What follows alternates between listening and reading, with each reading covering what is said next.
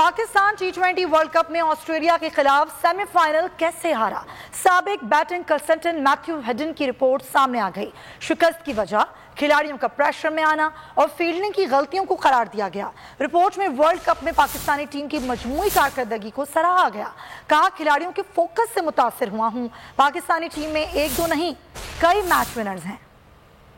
Matthew Hayden की report सामने आ गई। खिलाड़ियों का प्रेशर में आना और फील्डिंग की गलतियां शिकस्त की बुनियादी वजह करार। रिपोर्ट में कहा गया है कि क्रिकेटर्स दबाव में आकर फील्डिंग में गलतियां करते हैं। ऑस्ट्रेलिया के खिलाफ मैच में भी ऐसी कई गलतियां हुई। मैथ्यू हेडन का कहना था, खिलाड़ियों के फोकस से मुतासर हुआ हूँ। खिलाड़ियों ने वर्ल्ड कप में गैर मामूली कारकर्दगी का मुजाहरा किया। खिलाड़ी एक यूनिट बनकर खेले। उनका कहना था, पाकिस्तान टीम में एक दो नहीं, कई मैच विनर खिलाड़ी हैं। चेयरमैन PCB रमीज राजा ने कंसल्टेंट्स मैथ्यू हेडन और वर्नन बुलंदर से फीडबैक मांगा था। जवाब में बैटिंग कंसल्टेंट मैथ्यू हेडन ने अपनी रिपोर्ट रमीज राजा को भेजी।